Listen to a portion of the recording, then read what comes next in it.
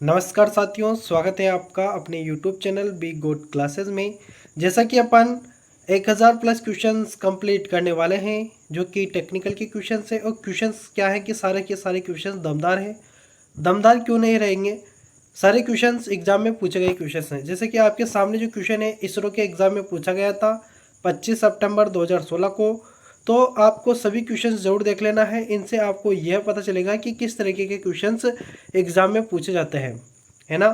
तो देखिए, तांबे के एक परमाणु में कितने इलेक्ट्रॉन होते हैं। यह questions very very most important questions है। यह सभी प्रकार के एग्जाम में पूछा जाता है और बहुत बार पूछा जा चुका है। तो आपको इस क्वेश्चन को क्या कर लेना है, याद कर लेना है, रट लेना है। क्योंकि इस क्वेश्चन में क्या है कि समझाने वाली कोई बात नहीं है, इसको डायरेक्ट आपको क्या करना है, रटना है। इसलिए आपका यहाँ पर कौन सा आंसर सही हो जाएगा, ए ऑप्शन कंप्लीटली सही आंसर हो जाएगा, जो कि यहाँ पर दिया है 29। ठीक है, ए ऑप्शन यहाँ पर कंप्लीटली आपका सही आंसर हो जाएगा। अगला क्वेश्चन देखिए आप, तांबे के चालक का प्रतिरोध सैद्धांतिक रूप से शून्य हो जाएगा। तांबे के चालक का प्रतिरोध सैद्धांतिक रूप से शून्य हो जाएगा किस डिग्री पर, किस डिग्री सेल्सियस डिग्री पर।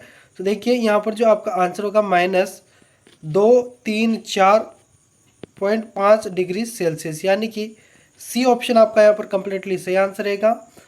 इसको भी आपको डायरेक्ट रटना ही है। जो क्वेश्चंस रटने होते हैं ना, उनको अपन को रटना है, समझना कुछ भी नहीं है। तो इस तरीके के क्वेश्चन जब आ जाते हैं तो इनको डायरेक्ट अपन को याद होना चाहिए। देखिए क्वेश्चन अगला जो है अपने सामने, किस पदार्थ का ताप गुणांक धनात्मक होता है। किस पदार्थ का ताप गुणांक धनात्मक होता है, यानी कि कहने का मतलब ये है कि जिसका प्रतिरोध जो है ना, तापमान बढ़ने के साथ क्या होगा, बढ़ेगा। ठीक है, तो ऐसा अपन को एक ही पदार्थ नजर आ रहा है जो कि है तांबा। यह क्वेश्चंस भी बार बार पूछा जाता है, तो आपको यह क्वेश्चंस क्या कर लेना है, याद कर लेना है, रट लेना है। अगला जो क्वेश्चन है वह है, कौन सी धातु वायरिंग सामान्यतः प्रयुक्त होती है। कौन सी धातु वायरिंग सामान्यतः प्रयुक्त होती है। तो लेड, चांदी, जिंक और तांबा। तो कौन सी धातु वायरिंग सामान्यतया प्रयुक्त होती है। तो अपन किस प्रकार के वायरों को प्रयोग करते हैं, तो सबसे ज़्यादा अपन तांबे का प्रयोग करते हैं। तो यहाँ पर डी ऑप्शन अपना कंप्लीटली सही आंसर हो जाएगा। अगले जो क्वेश्चंस पर आते हैं वह है, डीसी विद्युत धारा के मामले में एल्यूमिनियम की तुलना में तांबे की चालकता कितनी होती है। तो एल्यूमिनियम की तुलना में तांबे की जो चालकता होती है वह 61% होती है। यह क्वेश्चंस मैंने पिछले बार भी करवा दिए थे आपको, लेकिन यह अगले क्वेश्चंस जो है ना, ये दूसरे एग्जामों में पूछे गए हैं। इसलिए मैं आपको यही क्वेश्चंस वापस से रिपीट मरवा रहा हूँ, ताकि आपको ये क्वेश्चंस क्या है कि अच्छे से याद हो जाए। क्योंकि ये क्वेश्चंस फिलहाल ही 2018 के आसपास के एग्जाम में पूछे गए हैं। तांबे की तुलना में एल्यूमिनियम की चालकता है, तो तांबे की तुलना में एल्यूमिनियम की चालकता वो का वही क्वेश्चन है। 60% यहाँ पर कंप्लीटली सही आंसर होगा। ठीक है, 60% कंप्लीटली आपका यहाँ पर सही आंसर होगा। अगला क्वेश्चन है, ताम्र की तुलना में एल्यूमिनियम की चालकता। फिर से वही क्वेश्चन रिपीटेड, तो यहाँ पर भी सी ऑप्शन आपका कंप्लीटली सही आंसर होगा। अगला जो क्वेश्चन है, सोल्डर धातु की मुख्य विशेषताएं क्या है। सोल्डर धातु की मुख्य विशेषताएं क्या है। तो उसकी विशेषताएं होती है, पिघलने का तापमान कम है। पिघलने का तापमान क्या होता है, कम होता है। सोल्डर धातु की मुख्य विशेषता यह होती है कि पिघलने का तापमान क्या होता है, कम होता है, क्योंकि यह कम तापमान पर ही क्या कर लेता है, पिघल जाता है। अगला जो क्वेश्चन है वह है 159, वह है 60% टीन यानी कि तथा 40% लेड सोल्डर का गलनांक है। तो देखिए 60% और 40% टीन और लेड को जब मिलाया जाता है तो कितना डिग्री बनेगा, तो 185 डिग्री बनेगा। ध्यान रखना, एक होता है 63 डिग्री और एक होता है 37 डिग्री।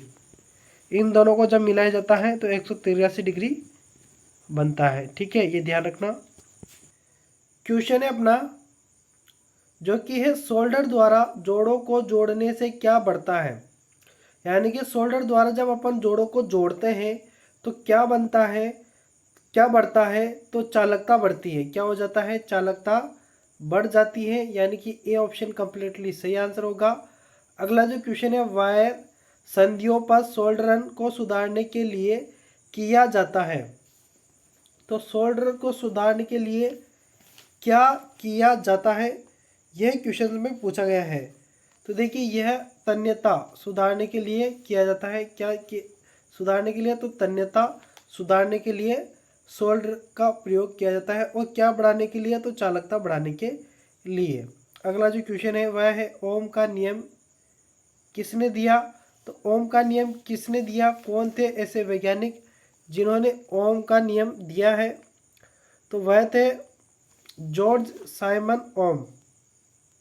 ठीक है, जॉर्ज साइमन ओम थे जिन्होंने यह नियम दिया है। अगला जो क्वेश्चन है वह है विद्युत प्रतिरोध धारा के प्रवाह को प्रदान करता है। तो विद्युत प्रतिरोध धारा के प्रवाह को क्या करता है, विरोध करता है, विरोध प्रदान करता है। तो यहाँ पर क्या करेगा, विरोध करेगा। अगला जो क्वेश्चन है उन घटकों को क्या कहा जाता है जिनका उपयोग परिपथ में प्रतिरोध उत्पन्न करने के लिए किया जाता है। तो उनको प्रतिरोध ही कहेंगे। जो प्रतिरोध उत्पन्न करेगा उसको प्रतिरोध ही कहा जाएगा, ये आप याद रखना।